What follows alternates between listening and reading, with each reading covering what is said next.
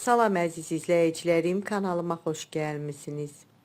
Günkü videomda qonaqlarınız gəlincə hazırlaya biləcəyiniz çox asan bir piroq reseptini sizinlə paylaşıram.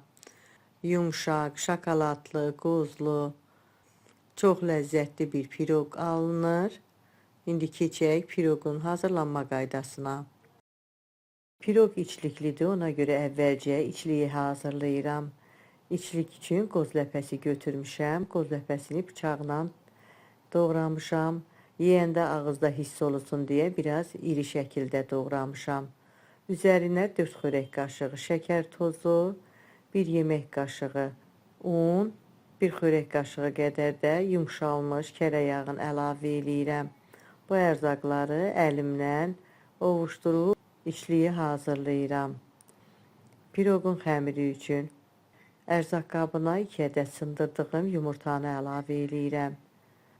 Üzərinə 200 ml stəkanla 1 stəkan şəkər tozu, çay qaşığının ucunda az duz əlavə eləyib mikserlə qarışdırıram.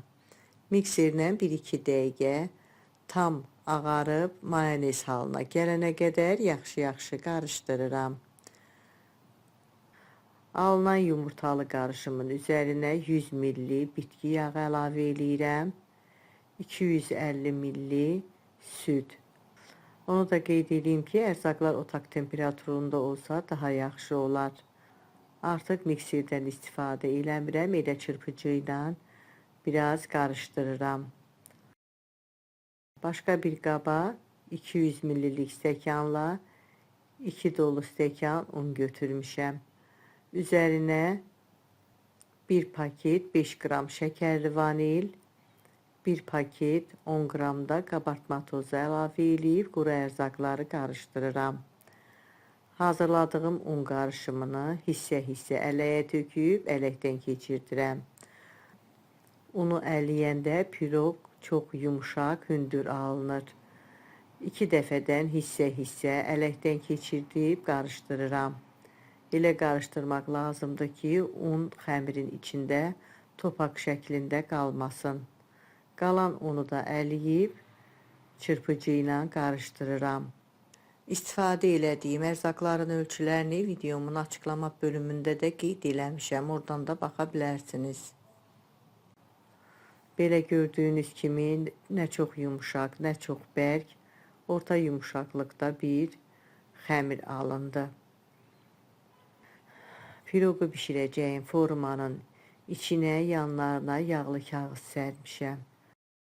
Piroq içlikli olduğu üçün xəmirin hamısını formaya boşaltmıram. Əvvəlcə təxminən 3də 2 hissəsini formaya tökürəm. Belə gördüyünüz kimi az hissəsini də saxlamışam. Spatula ilə ortadan kənarlara doğru xəmiri formanın içinə yayıram. Hazırladığım içliyin çox hissəsini xəmirin üstünə səpirəm. İstəyə görə qoz ləpəsini fındıqla, kakosla, badamla, araq izlə də əvəz eləmək olar. İçliyi də səpəndən sonra 1 xörək qaşığı qədər damla şokolad götürmüşəm. Onu da içliyin üstündən səpirəm. Damla şokolad istəyə görədir, istəməyən əlavə etməyə də bilər. Ayırmış olduğum xəmirin hamısını içliyin üstündən formaya əlavə eləyirəm. Onu da qeyd edeyim ki, istifadə elədiyim formanın diametri 24 cm-dir. Xəmiri əlavə eləyəndən sonra spatula ilə içliyin üstündən hər yerinə yayıram. Qalan içliyi də xəmirin üstündən səpirəm. Bu qaydada hazırlayandan sonra öncədən qızdırdığım 180 dərəcəlik sobada 30-35 dəqiqə pişirirəm. Piroq artıq bişib hazırdır. Çox yaxşı qabarıb, çox gözəl piroq alınıb. Çöplə yoxlayıram. Əgər ələ yapışmırsa, deməli içərisi də yaxşı pişib. Qoyuram qalır, tam soyuyur. Kəsək görək piroqun içərisi necə alınıb. Yumşaq, dadlı, çox gözəl bir piroq alınıb. tez bir vaxtda hazırlayıb çay süfrəsinə verə biləcəyiniz asan bir piroq reseptidir. Siz də hazırlayın ailəniz üçün, əminəm çox xoşunuza gələcək. Hazırlayacaq olan hər kəsə öncədən nuş olsun deyirəm.